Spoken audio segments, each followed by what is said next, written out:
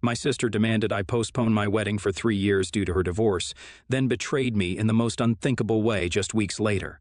My younger sister Jessica is and always was like my mom from head to toe.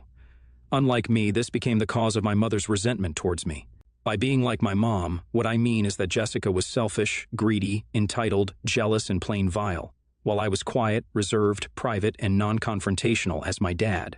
So you guys can only imagine, with Jessica and Mom being the way they were, my family life was a mess from the get-go and the perfect recipe for disaster. When my mom realized that Jessica was the carbon copy of her, I promptly stopped being taken care of, and me being the way I am, I never told my dad, who was always out of the country for business. I just played along with the act my mom put up of playing happy family around Dad, only for me to be treated as absolute garbage once he left. I stayed quiet throughout it all, though, because I didn't want the very few weeks that my dad spent here to be in agony, or trying to sort out the problems between my mom and me. Eventually, college came around. That is where I met the person who I thought was my soulmate, the love of my life, and my forever. I began dating Scott, and he truly changed who I was as a person. He helped me become more in touch with my emotions, helped me open up, and learn to understand that everything that happened to me wasn't my fault. I really followed after my dad. He was one of the only people I could trust. It was around the same time that Jessica got pregnant with her first child, yes, she was 17, and decided to keep it with her then boyfriend. The contact between Jessica, my mom, and I dwindled from there, and eventually, I graduated from college. This is where, once again, I had to start playing happy family, though, because my dad had finally taken an earlier retirement from his business. This is when Jessica first met Scott. The two had a very formal relationship all throughout the years. Jessica, in fact, seemed happy for me, so much so, though, while she was getting married to the guy she had her first child with and was pregnant with her second, she gave a +1 to get Scott along with me. I was honestly happy with this revelation, because even though I knew most of it was due to the fact that my dad was paying for the wedding, I was simply just happy to be treated as a normal human being with some level of dignity and respect. So Jessica finally moves out of my parents' place and into her husband's house. I think to myself, what can go wrong from here on? Of course, Jessica, being Jessica, it doesn't take long for her to ruin her relationship. Her reasoning for getting a divorce was apparently the fact that her husband wasn't enough for her. She came running back to my parents now with 2 children in tow. My dad was already pretty mad at Jessica's decision but kept quiet when my mom told her about Jessica's declining mental health. I don't think it'll take a genius to find out that this is what became the prime reason for my mom and Jessica to excuse her shitty behavior from here onwards, and they really milked it. Starting from day one, I got engaged to Scott. I still remember how it all went down. I had made a Facebook post as an announcement, and my phone immediately started flooding with calls and texts from Jessica. Not to congratulate me, but to scream at me and berate me for getting married when she was going through so much. I was dumbfounded because it had almost been an entire year since she had gotten divorced. But nope, that wasn't enough. I tried to come up with a middle ground to sort this situation. My dad was out of town during this scene, so of course my mom and Jessica took full advantage of this, telling me that if I was a good sister, I wouldn't get married for at least another 3 years. I was lost. This became a point of contention between the three of us. Scott always told me that he would agree with whatever I did, so I thought I really had his support. Unfortunately, support was far from it all because just a couple of months down the line, I caught him lying to me that he was going to work while he was out clubbing with none other than Jessica. I immediately confronted my mom. I knew I was coming to my wit's end, and what my mom said next made me get to my worst point. She told me that it was my fault that my fiancé was out with other women. Jessica had done nothing wrong because she was just trying to cope up. I was astonished at this woman's entitlement and knew that I had to ruin her life.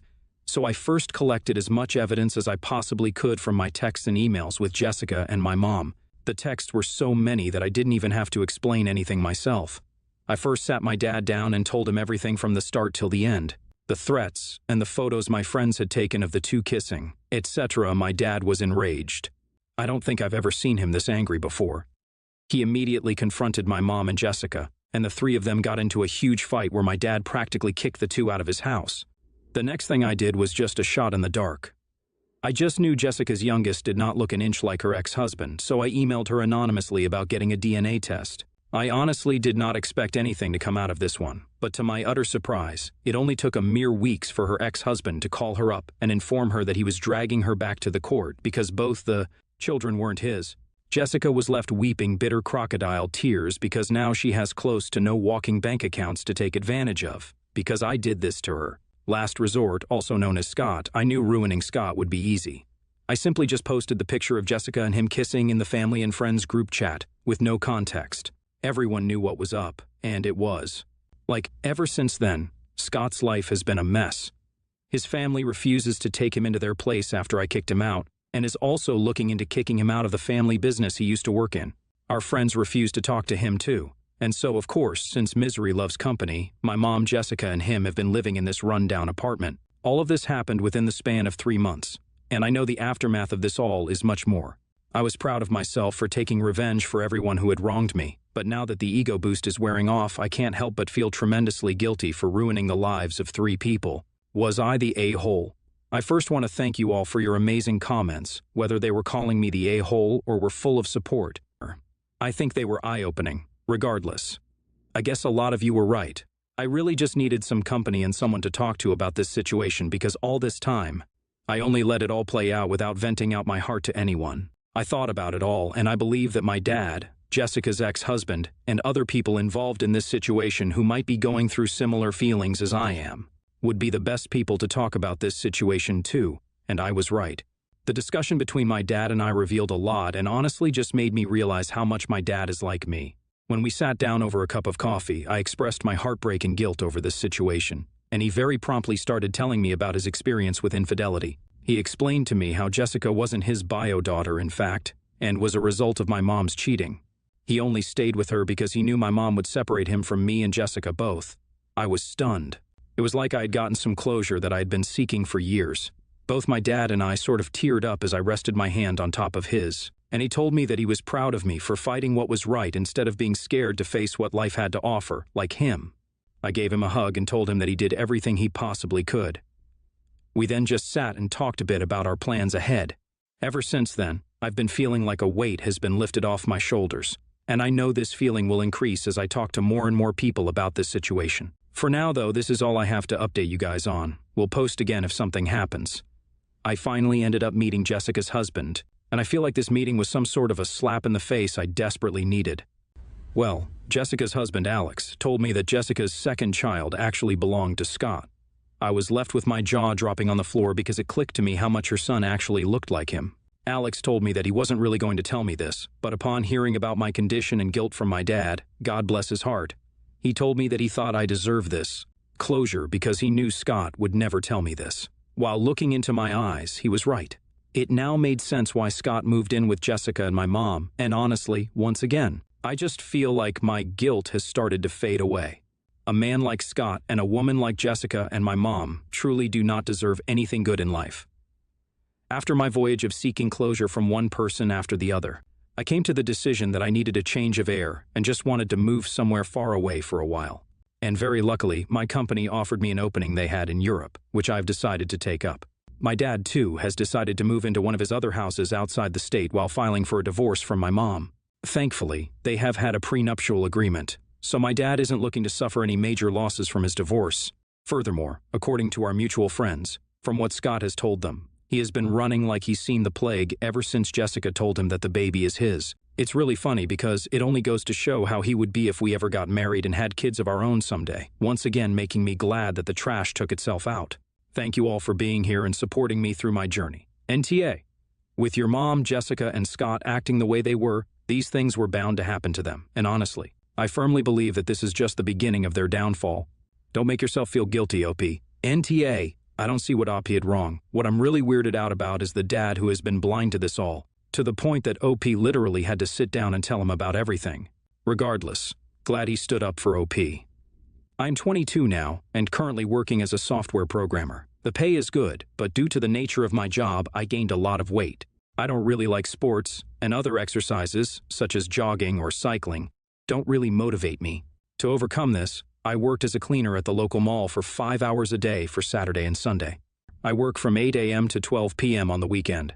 I do various tasks such as cleaning the window, mopping the floor, sweeping the floor, etc. The pay is not bad, to be honest, and the best thing is, after working for 2 months, my weight actually reduced from 100 kilograms to like 96 kilograms. My supervisor at the cleaner job is really good, and he always treats us with nice things like food or movie tickets.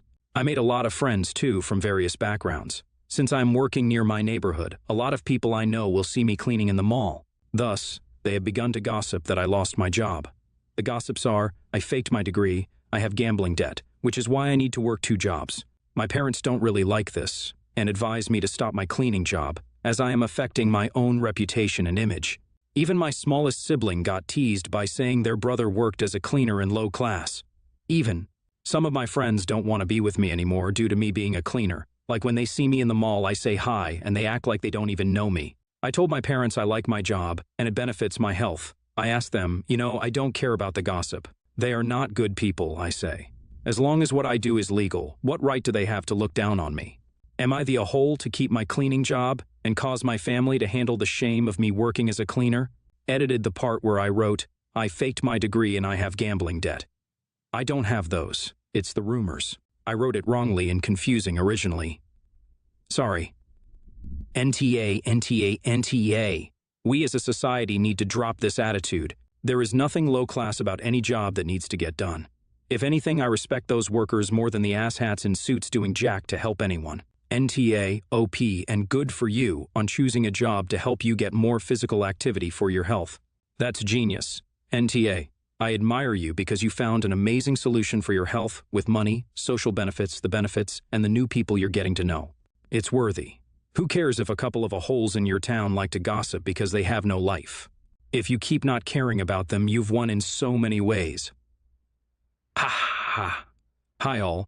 I'm a 29-year-old female, have been with my husband, 30 male, for 10 years, and married for a few years now.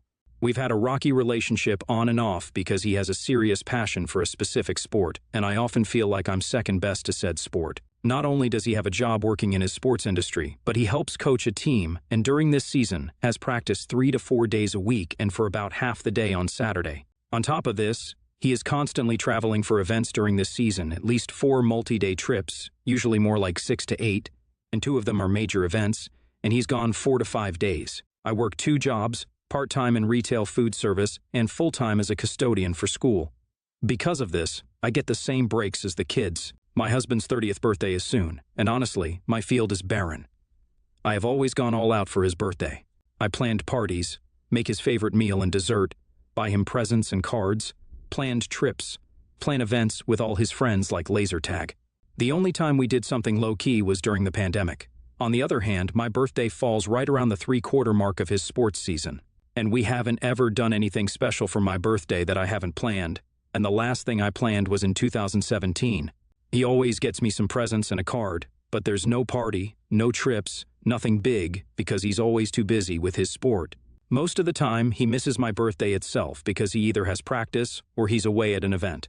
This year, I have 2 weeks off right after my birthday for spring break, and I wanted to do something for my birthday. He asked me about a month ago to pick the sports events that worked best with our schedule. I needed to pick 2 and a backup out of a list of 5 or 6. I said I didn't care, just specifically didn't want the event that is the weekend in the middle of my break. Well, guess what? All the other events were full, so they signed up for the one I specifically didn't want. I'm so frustrated by this. And as a result, I just honestly haven't cared about his birthday this year. We're going on a trip across the country for a big sports event for his birthday, and outside of that, I haven't done anything. No present, no card, I didn't plan a party, etc. He gave me 24-hour notice that he wanted to have a small get-together with some work friends and other coaches of his team, and 6-hour notice that this get-together would be at our house. We cleaned the house, went shopping, and I made some of his favorite party food, as well as his favorite dessert. The entire time I honestly felt like the maid. We played some party games and I didn't understand most of their inside jokes references. They talked basically the whole time about their sport, and I just ended up feeling left out. So, Wibta if I didn't do anything else to celebrate his birthday? I'm just so burnt out, feeling like I put in all the effort and it's never reciprocated. But I also recognize that I'm a highly sensitive person and I have autism, so I don't know if this is me overreacting. ETA, I have put effort into becoming involved in his sport before, but I just don't really like it. I spent several years doing odd volunteer jobs or being a ref, and it's just not my thing. And it's not something I want to pour myself into because it's not a passion of mine. ETA 2, I guess I should include that we have talked about his over-dedication to his sport many times while dating, while engaged, and while married.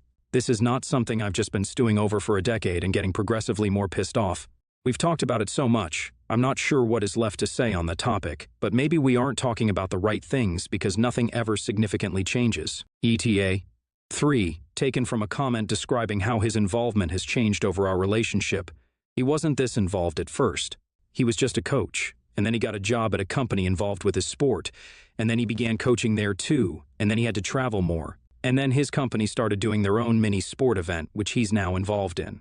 I feel like it's just spiraled to be his entire life, and it wasn't always like that. NTA. You said it yourself, you feel burned out. From what you already said, you're the one putting all this effort into his birthdays, but he isn't even coming close to putting any effort into yours. Don't work yourself to death over his birthdays. Doing something nice and small is just as good. It's always the thought that counts. I also don't think it's just about his birthday. Your marriage is also at risk. It's been 10 years, and he is so focused on his sport. You feel like second place. You both need to communicate these issues. NTA. You think your problem is the birthday, but it's your marriage.